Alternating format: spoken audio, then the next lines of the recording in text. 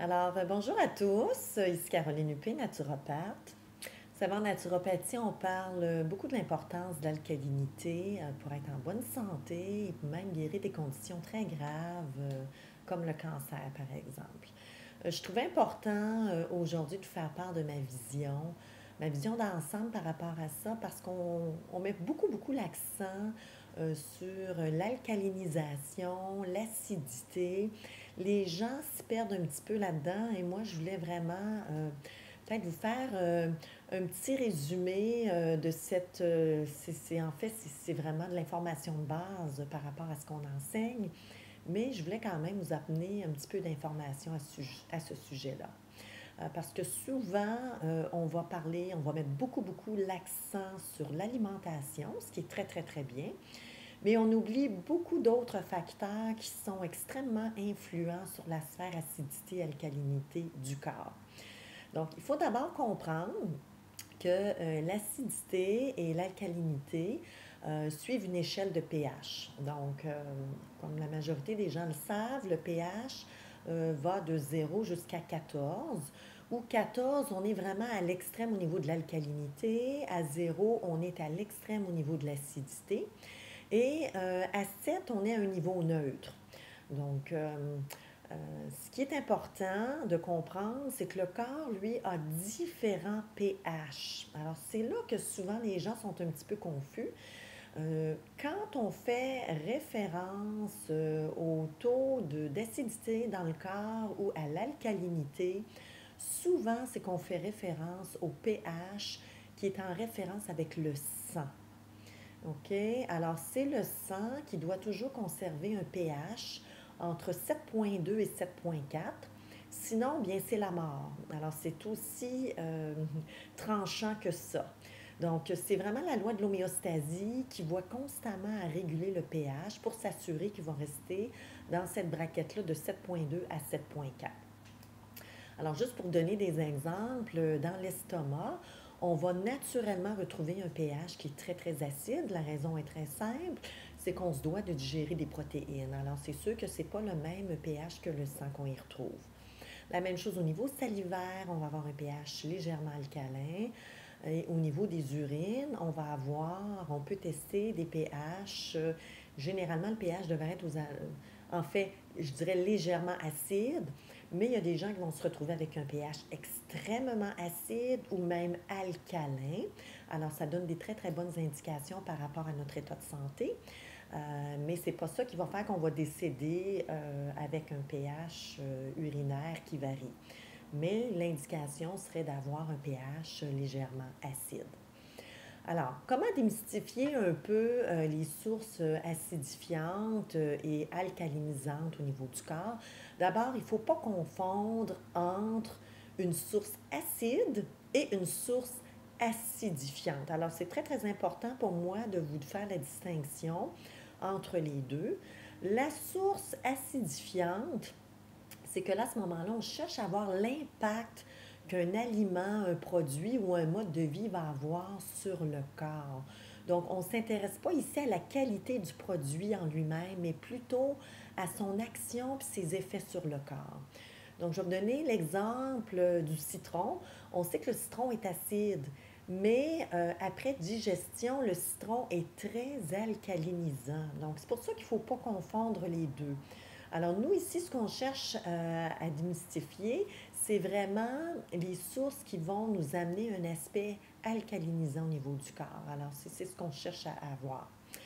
Bon, il y a certains aliments aussi, là, comme les céréales, où là, ça apporte un petit peu confusion, parce que les céréales, croyez-le ou non, sont très acidifiantes. Ben, en fait, je dis très, j'exagère un petit peu. Elles sont acidifiantes pour le corps. Donc, ce qu'on regarde quand on prend un aliment, donc dans le cas ici des céréales, on va prendre le cas que ce soit du riz, que ce soit par exemple du blé. Alors, on va prendre le contenant de l'aliment, on va regarder ces minéraux qu'il contient, les vitamines, donc tout l'aspect nutritionnel de l'aliment. Et aussi, on va contrebalancer avec les acides qu'elle peut contenir, parce que toutes les céréales contiennent des acides.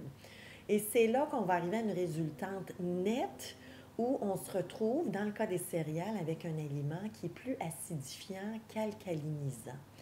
Bon, mais il y a des moyens, par contre, de le rendre de rendre les céréales moins acidifiantes, et c'est grâce au trempage. Et il en va de même aussi pour les légumineuses, les noix. Alors, grâce au trempage, on permet vraiment de diminuer le taux d'acidité que ça contient. Alors, quelles sont les sources qui vont vous amener de l'alcalinité dans votre corps? Alors, qui sont une source alcalinisante. Donc, on parle des fruits mûrs, bio. C'est important de parler de mûrs parce que ça a un impact de l'acidité au niveau du corps. Également les légumes bio, les feuillus verts bio, les algues, les pousses et les germinations, ce sont des aliments qui sont alcalinisants. Tout le reste au niveau alimentaire est plus acidifiant qu'alcalinisant. Okay? Alors ça peut être une surprise pour bien des gens, mais c'est le cas. OK? Je veux juste parler un petit peu par rapport aux fruits. Donc, les fruits mûrs, même les fruits mûrs contiennent en fait beaucoup de minéraux, mais également des acides volatiles. Alors, quand on parle d'acides volatiles, ce sont des acides quand même qui sont faibles, qui sont assez faciles à éliminer du corps, et c'est souvent par les poumons que ça va se libérer, ces acides-là. Et aussi, ces acides-là, les acides volatiles, vont disparaître plus le fruit va être mûr. Alors, plus on tend vers la maturation du fruit, plus les acides dans le fruit vont être appelés à disparaître. Mais vous savez, souvent, il y a des cultures où on va tout de suite sortir de l'arbre, on va cueillir le fruit qui est absolument pas mûr et on va le faire mûrir, par exemple, sur les tablettes. Et ça, je peux vous dire que ça contient beaucoup, beaucoup, beaucoup d'acides. Et la capacité à se libérer de ces acides-là va dépendre de chaque personne. OK? Alors, ça va dépendre de votre capacité pulmonaire à libérer ces acides-là. Et ça dépend des personnes. Ça dépend de votre respiration. Alors, en général, on va dire qu'il y a les gens qu'on dit qui sont sous-vitaux. Alors, les gens sous-vitaux, c'est des gens qui, en général, ont une toute petite cage thoracique, qui sont fatigués, en général frileux, qui ont un teint pâle et avec des épaules retombantes vers l'avant. Alors, ces gens-là, en général, ont une constitution qui fait qu'ils ont plus de difficultés à expulser les acides volatiles des fruits. Donc, ces gens-là, ça pourrait arriver qu'ils mangent certains fruits et il y a quelques fruits qui pourraient les acidifier. Alors, c'est dommage, mais c'est comme ça. Mais soit dit en passant, les gens qui ont cette prépondérance-là à être des sous-vitaux, ça se change, ça se modifie. Alors, il y a de l'espoir de ce côté-là.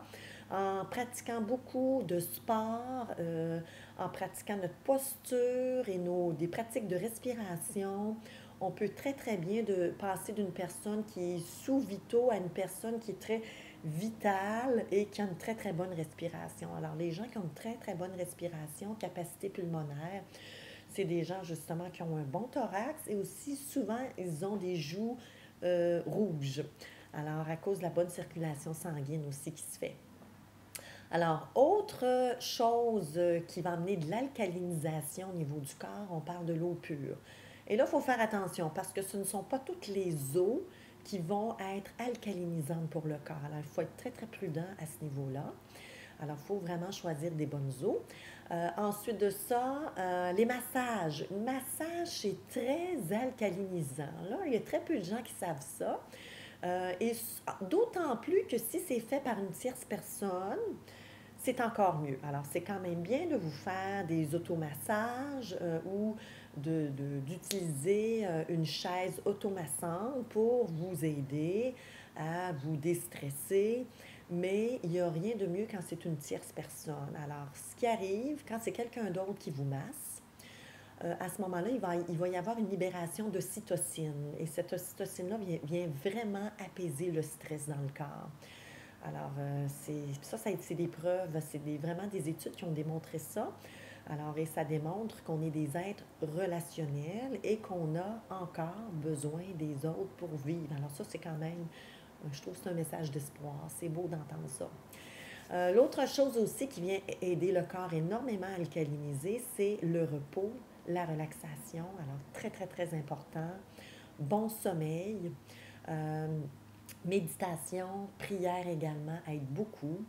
Le soleil, alors la prise de soleil, malheureusement, je trouve que on a enlevé beaucoup les bonnes lettres de noblesse au soleil depuis à peu près 20 ans.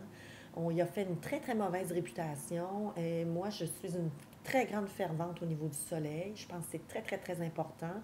C'est juste que ça se doit d'être fait de la bonne façon. Le soleil doit être pris de la bonne façon. Il faut évidemment éviter le soleil entre midi et 4 heures de l'après-midi parce que là, on est vraiment au summum et là, le soleil est vraiment dangereux. Par contre, si vous promenez du soleil le matin, tôt, même très tôt, moi, il m'arrive de prendre même du soleil à 7h30 le matin. J'adore prendre du soleil. Alors, avant d'aller travailler, je vais prendre du soleil. Et aussi prendre du soleil en fin d'après-midi. Donc, après 4 heures aussi, les rayons à ce moment-là sont très, très apaisants.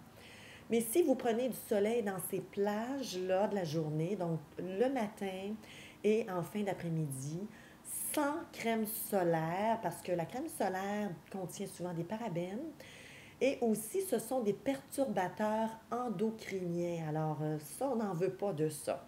Il y a bien des femmes qui sont infertiles juste à cause des crèmes solaires. Alors, il faut vraiment faire attention à ça. Alors, si vous prenez du soleil dans les bonnes plages de la journée, alors à ce moment-là, ça devient très alcalinisant pour le corps et vous allez réduire l'acidité dans votre corps. Alors, c'est très, très, très positif. L'autre chose également, les pensées positives. Très, très, très alcalinisant. Des pensées d'amour, des pensées bienveillantes, c'est très, très bon. Et également le pardon. Alors, les gens qui ont des relations conflictuelles, que ce soit au niveau du travail, au niveau de la famille, au niveau interrelationnel avec votre conjoint, le pardon est vraiment, vraiment efficace et encore beaucoup plus efficace pour la personne qui pardonne que pour la personne qui reçoit le pardon. Alors, c'est vraiment quelque chose de très, très important à considérer pour diminuer le taux d'acidité dans le corps. Alors, bien évidemment, je vais vous parler quand même des sources acidifiantes. Alors, il y en a énormément et je pense que c'est important de les considérer, d'être éduqué à savoir ça consiste en quoi. Alors, on en a parlé au niveau de l'alimentation, donc les aliments qui sont très alcalinisants pour le corps, on parlait des fruits et des légumes, bien évidemment les algues, les germinations, les pousses également. Alors, tous les autres éléments, aliments, les produits sont acidifiants. Alors, on parle à ce moment-là de céréales, donc tout ce qui est pain, pâtes, croissants, muffins. Même si vous avez des pains bio, c'est quand même acidifiant, croyez-le ou non. On parle également des légumineuses qui sont acidifiantes, des noix, de la viande, des produits laitiers, les aliments transformés, le vin, le café, tous les jus qui ne sont pas frais. Quand je parle des jus qui ne sont pas frais, quand on parle de jus qui ont été faits hier, c'est des jus qui sont acidifiants. Et des jus généralement commerciaux qui sont vendus dans les grandes surfaces en magasin. Généralement, ce sont des jus qui sont pasteurisés. Alors, c'est très acidifiant pour le corps et souvent comporte beaucoup de sucre. Également, le chocolat et le sucre. Alors, il y a bien, bien d'autres choses. Alors, mais déjà, vous savez que quand on parle des céréales, légumineuses et noix, on est déjà dans l'acidité. Alors, on parle vraiment de beaucoup de choses là, qui est très acidifiant. Même les amandes, vous savez, les noix, alors pourquoi c'est acidifiant? Oui, oui, c'est acidifiant, mais vous savez, dans l'échelle de pH, les amandes ne sont pas super acidifiants comme le serait le sucre, par exemple. Alors, il faut quand même pas s'empêcher de manger des amandes. C'est juste qu'il faut s'assurer de les tremper. Alors, au moins, on va alléger le taux d'acidité dans le corps. On va, à ce moment-là, augmenter dans l'échelle de pH. Mais aussi, c'est que c'est une question de quantité. Alors, il faut être très, très prudent par rapport aux quantités qu'on consomme. Alors, les amandes, les céréales, les légumineuses, vous pouvez en manger. Mais on parle vraiment de quantité très minime. Et généralement, c'est pas plus que la grosseur de la paume de la main. OK? Euh, donc, c'est ça. Ensuite de ça, autre source très, très, très acidifiante, et c'est surtout sur ces aspects-là que je veux vraiment mettre l'attention aujourd'hui parce que je sais qu'il y a des gens qui font énormément attention à leur alimentation et ils continuent à avoir des signes d'acidité dans le corps. Alors, c'est pour ça que c'est pour vous dire que c'est pas juste l'alimentation. Alors, le stress, il fait pour beaucoup, beaucoup, beaucoup. Quand je parle de stress, c'est très vaste. Alors, quand on parle de stress, on parle autant des gens qui manquent de temps, qui sont dans le trafic, dans leur voiture, mais on parle bien évidemment de tout ce qui est la pression sociale, les pressions familiales au travail, mais on parle également de stress relationnel. Alors, c'est sûr que si vous avez des relations tendues avec vos proches, ce sont des sources de stress importantes. Si vous avez du stress financier, ça peut aussi vous occasionner des problèmes de santé. Mais on oublie souvent aussi beaucoup le stress environnemental, alors comme les fréquences électromagnétiques. Alors tout ce qui est cellulaire, micro-ondes, les ordinateurs, les grosses télévisions dans les maisons maintenant, c'est incroyable comment ça a un impact extrêmement négatif au niveau du corps et c'est très, très, très acidifiant. Et vous avez quand même une certaine forme de contrôle sur ces aspects-là. Alors, moi, je vous mets en garde par rapport à ça. On parle également de l'eau et de l'air. On est vraiment bombardé là, par des sources de stress quand même importantes à ce niveau-là. Également, croyez-le ou non, les gens qui font trop d'exercices, comme les gens qui n'en font pas suffisamment. Alors, il y a une juste balance aussi à respecter par rapport au niveau de l'exercice physique, parce que trop d'exercice va vous amener aussi un stress qu'on appelle un stress oxydatif. Alors ça peut amener un vieillissement prématuré au niveau du corps, mais c'est sûr et certain que ça amène des traces d'acidité. Le manque de sommeil. Le manque de sommeil, c'est énorme au niveau de l'impact acide-alcalin au niveau du corps. Chimiothérapie, c'est sûr que les gens qui sont en traitement, je ne veux pas rentrer dans ce débat-là parce que c'est très, très délicat, mais la réalité est que tous les traitements de chimiothérapie sont très, très, très, très acides pour le corps. On parle d'un pH à peu près 3. Alors, c'est énorme. On parle vraiment, vraiment d'une acidité extrêmement dommageable au niveau du corps. Médicaments, vaccins, très acidifiants. Les pensées négatives, les inquiétudes. Vous savez, il y a des femmes qui s'inquiètent pour leurs enfants, là. Trop. Moi, la première. Mais je sais qu'il y a des femmes qui s'inquiètent beaucoup plus que moi. Mais l'inquiétude, ça nous gruge par en dedans. Alors, ça ne nous rend pas service du tout. Alors, quelquefois, il faut essayer d'avoir ces moments d'inquiétude, mais il faut savoir aussi passer à autre chose. Les colères sont très acidifiantes. L'impact est immédiat. Et surtout, ne mangez jamais quand vous êtes sous la colère. Parce que si vous êtes sous la colère, vous avez une grande tension à table et vous discutez avec vos enfants ou votre conjoint et vous êtes à un niveau de tension, bien, vous allez tout simplement bloquer complètement la digestion. Et ça, il n'y a rien de pire que ça pour la santé des individus. Alors, on essaie d'éviter des discussions colériques, surtout à table. Et également les conflits, bien évidemment. OK. Alors, ce qu'il faut comprendre par rapport à l'acidification, c'est que ça implique nécessairement une modification au niveau de la population bactérienne du corps. Alors, pour ceux qui ne le savent pas, on est d'abord et avant tout des êtres bactériens, beaucoup plus que des êtres cellulaires. Alors là, ça va peut-être déranger certaines personnes de savoir qu'ils sont beaucoup plus bactériens que cellulaires, mais c'est le cas. Et c'est très, très, très important de préserver notre équilibre au niveau de notre population bactérienne. Et quand on parle d'acidification au niveau du corps, automatiquement, on va parler d'une modification qui est malheureusement néfaste au niveau de la population bactérienne au niveau du corps. Donc, ça amène bien évidemment un déséquilibre au niveau de la flore intestinale ou du microbiote, qui est l'ensemble de la population bactérienne. Et l'autre chose, c'est que quand on parle de débalancement au niveau de la population bactérienne, automatiquement, ça implique un affaiblissement au niveau du système immunitaire. Alors, de la fatigue et une cascade de problématiques qui va s'engendrer. OK? Alors, c'est très, très, très important de comprendre tout ça. Et c'est pour ça l'importance de parler autant d'alcaliniser le corps. Mais souvent, on met trop l'accent sur l'alimentation.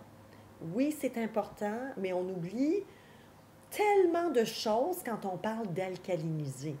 OK, alors c'est très, très, très important de ne pas oublier les massages, de ne pas oublier la méditation, le repos, la relaxation et toutes les techniques aussi pour diminuer votre niveau de stress. Là, je vais vous faire une mise en garde par rapport au végétarisme. Alors, les gens végétariens qui consomment pas de viande, mais quelquefois, ça va arriver que ces gens-là vont compenser. Au lieu de manger beaucoup plus de légumes, ça devrait être le cas, ils vont compenser, ils vont manger beaucoup plus des céréales entières, vont manger des légumineuses et des produits laitiers, avec des fromages, par exemple. Alors, il faut faire attention parce que les gens qui mangent beaucoup de céréales, légumineuses et produits laitiers, on sait que c'est très acidifiant. Vous pouvez vous retrouver avec un pH sanguin à ce moment-là qui va être beaucoup plus acide et avoir de l'acidité dans le corps qui va faire que ça va peut-être être plus dommageable que quelqu'un qui mange de la viande avec beaucoup de légumes, par exemple. Alors ça, c'est juste une petite nuance qu'il faut comprendre. Moi, je ne suis pas du tout contre le végétarisme. J'ai déjà été même végétalienne, alors je sais ce que c'est. Mais il faut faire attention, par exemple, dans la consommation des céréales, légumineuses et produits laitiers.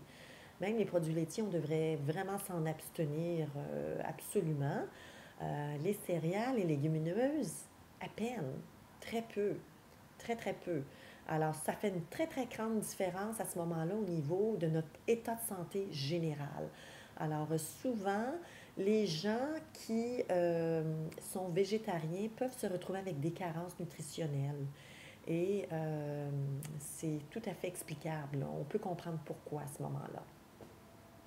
Alors, la conclusion, c'est que de nos jours, dans le monde actuel dans lequel on vit, presque tout nous mène vers un terrain acidifiant. Quand je parle d'un terrain acidifiant, je parle de votre environnement cellulaire dans votre corps.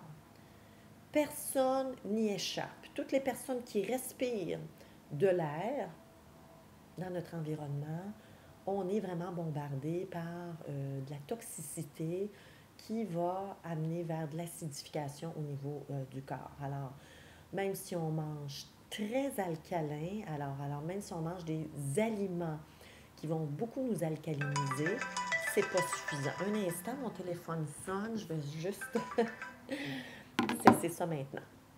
Alors, même si on mange très alcalinisant, on est bombardé aussi par les fréquences électromagnétiques. Alors, n'oubliez pas ça. Les cellulaires, ordinateurs, micro-ondes, l'air, l'eau qu'on boit, il faut faire très attention de ce côté-là. On peut avoir encore le contrôle sur l'eau, mais l'air, beaucoup moins en fait, pas vraiment. Et le stress. Alors, moi, je considère que c'est presque surhumain pour le corps de nos jours de s'adapter dans des conditions aussi stressantes et on parle de stress permanent. Alors, l'alcalinité, c'est vraiment un sujet qui est très à propos par les temps qui courent. Et vraiment, là, il faut y voir. Alors, les solutions. Qu'est-ce qu'il faut faire? Bien sûr, manger beaucoup de fruits et de légumes bio, parce que les pesticides qu'on a sur nos fruits et nos légumes, ils nous acidifient beaucoup. C'est très, très toxique. Alors, je vous recommande de manger de 10 à 12 portions de légumes par jour. Alors, autant que ça, dormez bien, soyez disciplinés quant à vos heures de sommeil. Alors, moi, ce que je fais, c'est que je mets une alarme. Moi, à 9h45, parce que moi, idéalement, c'est 10h mon heure pour aller me coucher. Et avec 10h, je me réveille à 6h du matin, j'ai 8h, je suis... Vraiment, c'est parfait pour moi.